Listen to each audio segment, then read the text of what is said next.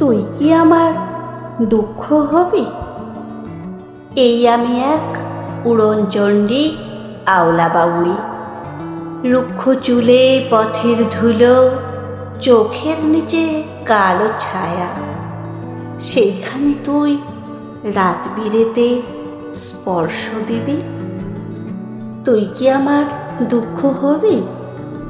তুই কি আমার শুষ্ক চোখের অশ্রু হবি? মধ্যরাতে বেজে ওঠা টেলিফোনের ধ্বনি হবি? তুই কি আমার খাঁ খাঁ দুপুর নির্জনতা ভেঙে দিয়ে ডাকপিয়নের নিষ্ঠ হাতে ক্রমাগত নড়তে থাকা দরজাময় কড়া হবি?